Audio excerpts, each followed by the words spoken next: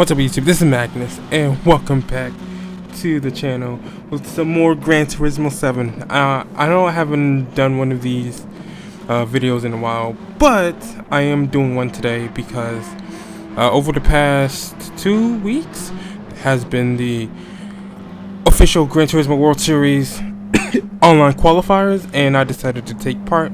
Now obviously, well, I guess you guys may not know that round 1 absolutely went to shit, absolutely got destroyed.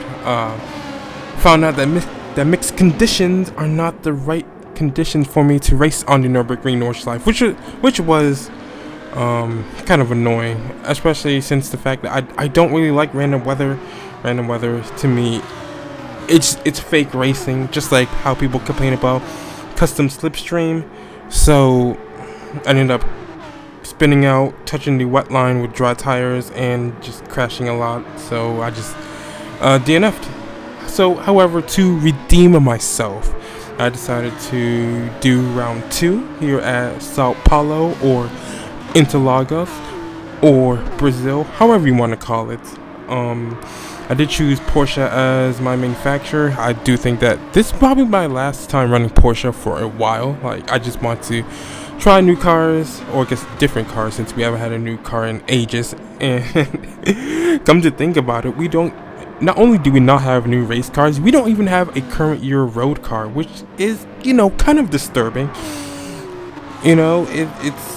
It's one thing to not have new race cars, because obviously that's how PD is, but not to have new road cars, like, that's kind of suspicious in a way. But, however, back to this race. This is a 12-lap sprint race with I think it was racing medium tires. 12-lap sprint race. So it's pretty much down to whoever qualified the best. It was 18-minute qualifier, so nearly as much as the race itself, which was kind of unusual.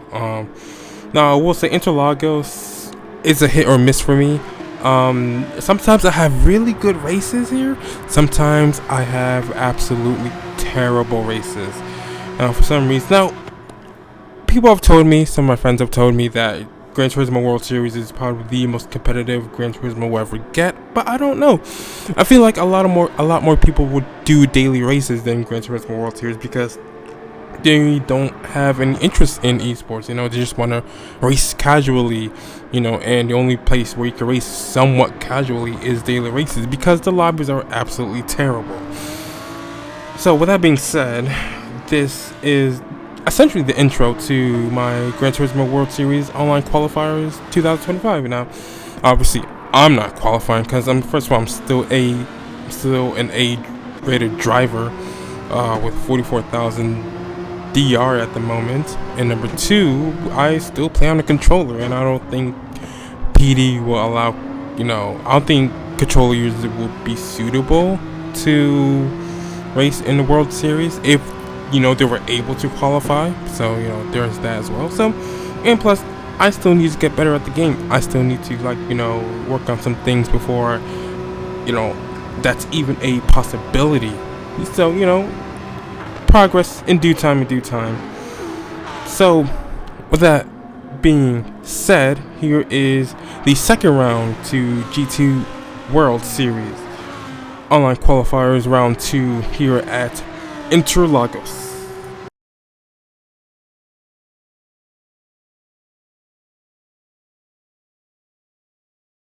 So while I was waiting for the event to start, I was just going around the track just to get a little bit of a warm-up. As you can see, I did manage to get a 1:32 too, from the looks of it. So just a bit of a warm-up, Hopefully, I'm just hoping that my my race goes well. So yeah, here we are. Yes, it is medium tires, racing medium tires. That's what I was trying to say. For the championship to have over 2,000 people pick the Porsche 911, I barely see anybody running the Porsche 911. And ever since they did the BOP change, or balance of performance change, the Lexus has been actually kind of dominant. Like it dominates the leaderboard, just like the BMW and I guess like the GTR. I don't think I see that many Supras anymore. It's almost like the Lexus and the Supra switched positions. So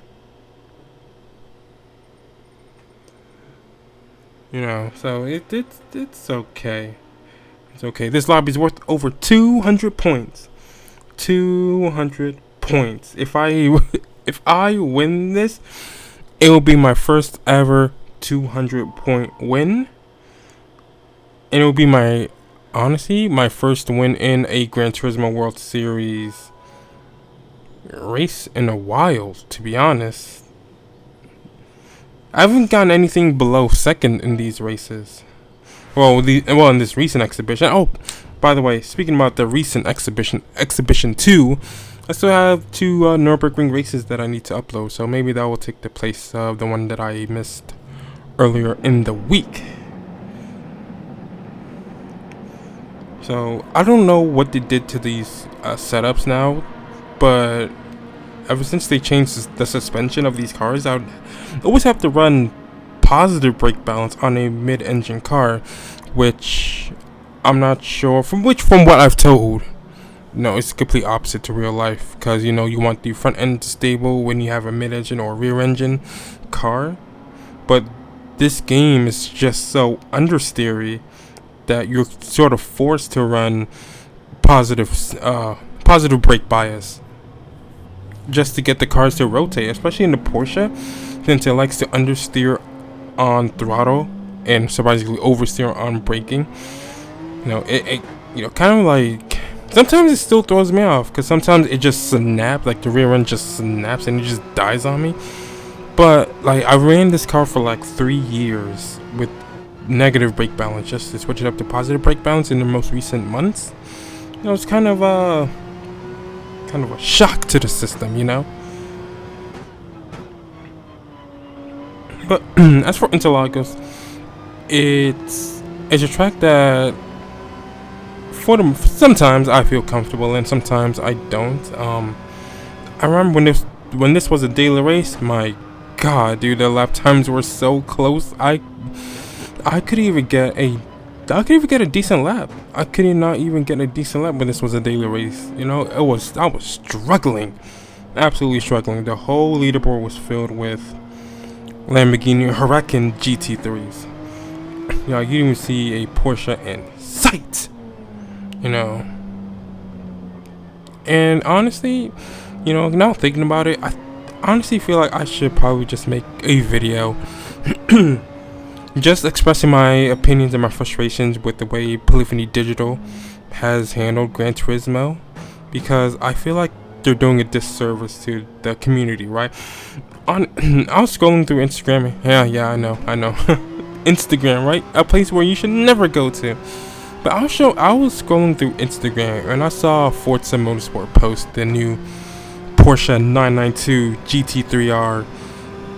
It's finally in Forza Motorsport. It was in Forza Horizon like way before, and I just like thought to myself for a minute, like, why is every other racing game featuring new cars, featuring new updates, stuff that the community wants, but yet Gran Turismo does none of those things, and yet people in the community still have the audacity to call Forza Motorsport a bad game. That's that's kind of weird. Like, that's I get it, right? You guys may have issues with the physics and how the gameplay is structured, but when you really look at it, like, they're doing stuff for the community that GT7 wouldn't even dream of. You can see all these comments. Oh, I'm so excited to drive the new STO. I'm so excited to drive the new GT3R, the Porsche 911 ST, right? And what do we get? We get nothing. We don't even get, like, they have what, 6-7 cars in a pack with a whole bunch of events. We barely get nothing, and people have the audacity to call Forza Motorsport on their shit, but yet nobody calls out Gran Turismo. Nobody calls out Gran Turismo for their lack of communication, their lack of, receiving feedback, anything. And like, they can't even respond to simple like requests to fix the point system, because apparently, right, you can get more points in Gran Turismo World Series racing in lower lobbies than you can in higher lobbies. That's really, especially since they pour a lot of money into these events. Like, what are you, like, I don't understand. I don't understand why the community can't just come together and call PD out on their bullshit, like, it's unheard of, and I'm not a Gran Turismo hater. Like, I put like 3,000 hours into this game. I bought Gran Turismo Sport. I have Gran Turismo 3 and 4. Like, I'm not a Gran Turismo hater. I'm not. But I can recognize now that PD is not the quote-unquote good company I thought they were, I remember I was watching a video from HSG saying that Kaz is really just building a game for himself, And honestly, like, I don't understand why they even bother with esports. I don't understand why they bother with, this ranked multiplayer. I don't know. I don't know why. They refuse to fix anything. They refuse to fix, the glitches in the lobbies. They refuse to fix the penalty system.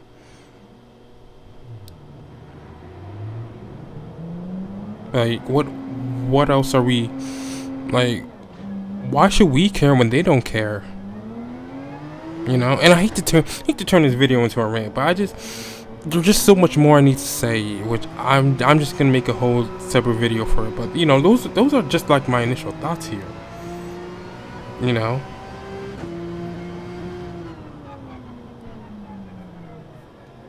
They can never find a balance for the cars. I mean, obviously you're gonna have, they can't make all cars competitive. They can only just make one car competitive and 2 cars slightly competitive.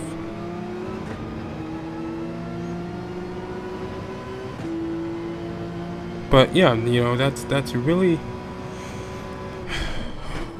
all I have to say for right now. Obviously, I'm just gonna make an entire video because it needs to be said. It needs to be said. Like, Need for Speed was going through something similar, right? I mean, now, even though I don't agree with where Need for Speed is going, I wish they stick with the Cops vs. Racers and Need for Speed Hot Pursuit style gameplay. It was the community that really just said, hey, this is what we want and we demand this. But people are just so, scared to ask PD to do anything. Like, well, no, maybe because, they're just going to be wasting their breath on people who don't mean anything, who, like, are just complete shit. I don't know.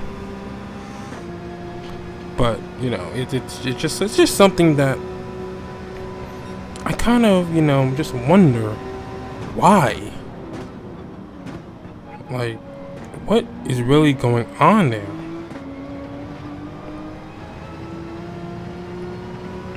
So, I do apologize for making this section of the video just a mini rant, but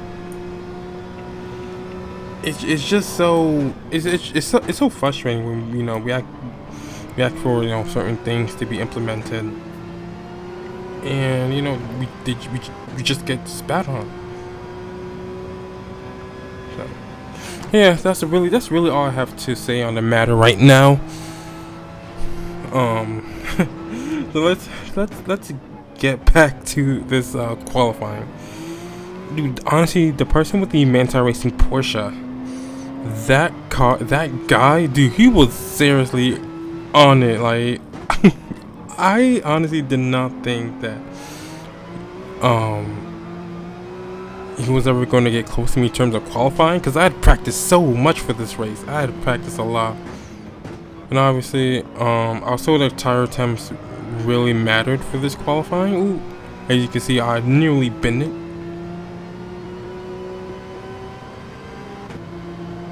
So, you know, for 18 minutes, like I wonder why they gave us 18 minutes.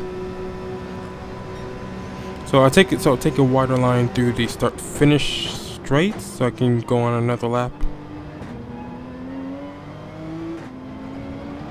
I try to cut the second corner as much as possible without getting a penalty.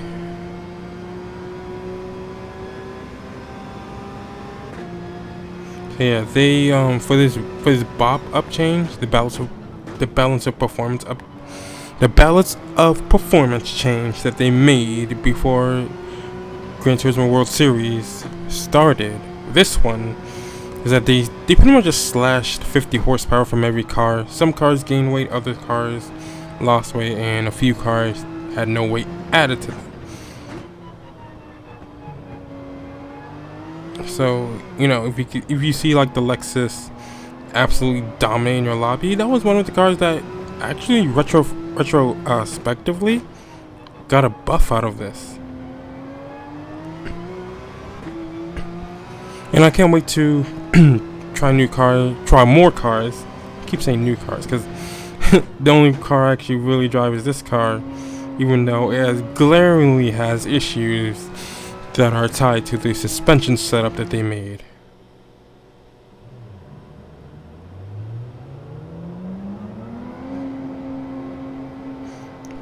So like the whole understeer on throttle, oversteer on braking.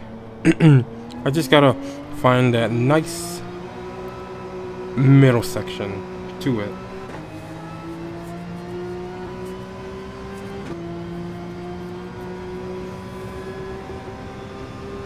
Now, I wish there was tell us tire temps in this game, but that's something else that we cannot even think of having. Like, how dare they?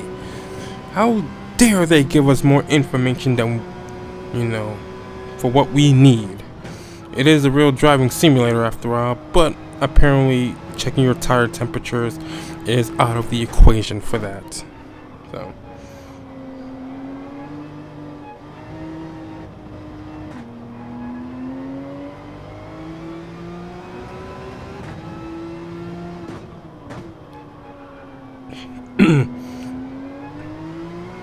Yeah, hopefully, because I can't really see like the timer on the screen. Hopefully, qualifying is almost done, and you're gonna see that because obviously there will be a time remaining. Not screen, but like there'll be a timer counting down for how many more laps that you got. So.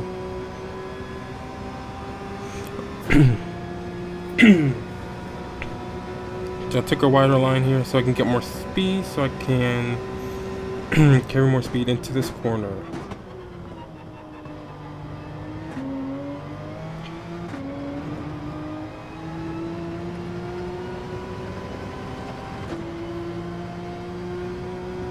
So far, this run felt pretty good. I did come out with a lot of speed. I was managed to nail it on the curb right there. And I got a purple sector out of it. I ran a little bit wide here.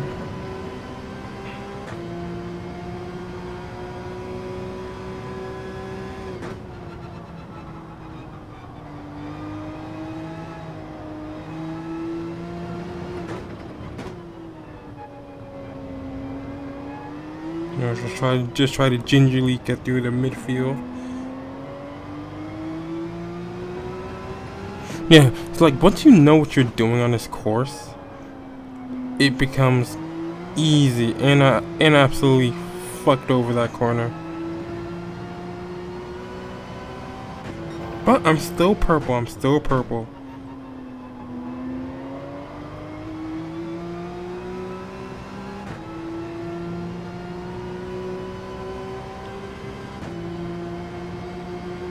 Yeah, we got a few Canadians in here, a few people from the good old United States, and just, you know, still managed to get pole position.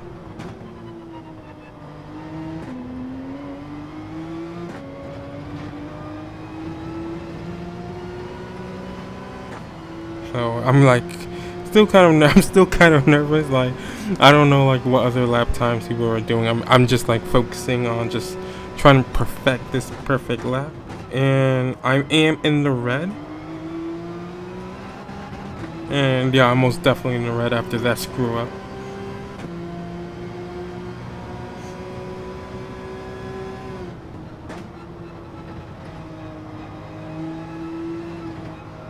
And I did record the final lap for this race, where you can see the split times and stuff, and like the end results and stuff. So I'll be sure to edit that into this video.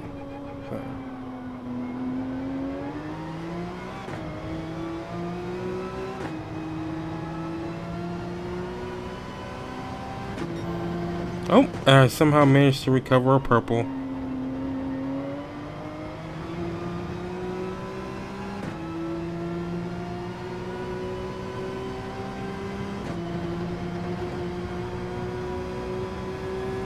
Yeah.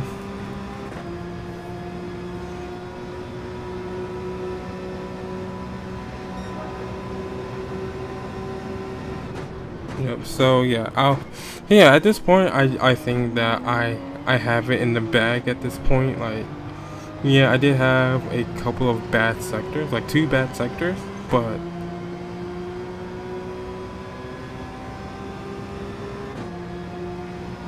you know, overall, I do think I did a pretty good job this qualifying. Have another bad sector.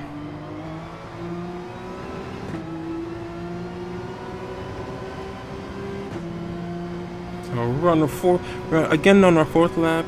Also to go to the pits every 3 to 4 laps because of the tire temps get too high. So, as you can see right there. See right there. I was just like, yeah, you know what? Let me just bail on this. Let me just bail on this on this flying lap right now.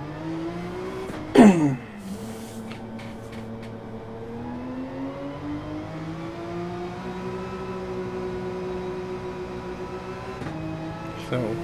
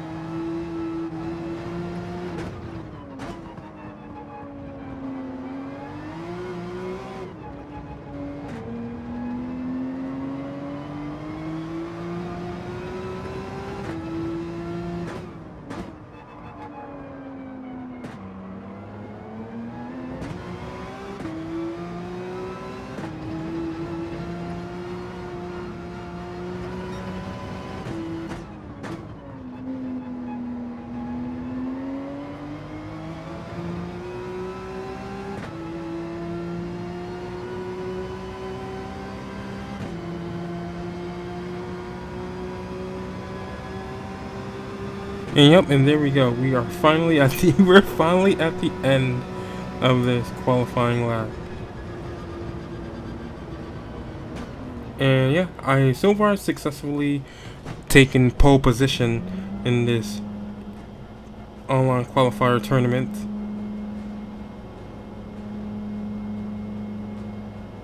So we're just waiting for everybody to finish right now. And you can see we have that Manti Racing Porsche literally that close to me, 0.17 seconds. Like, that is the closest I think anybody has qualified to me in a while, to be honest with you. That guy was on it.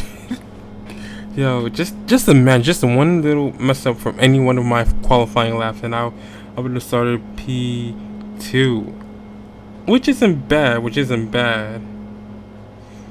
But yeah, dude, that is so damn close. That is insane. That is insane. That is insane. I'm just looking down at the grid at the moment. Yeah, this wasn't really a oh my goodness. Excuse me.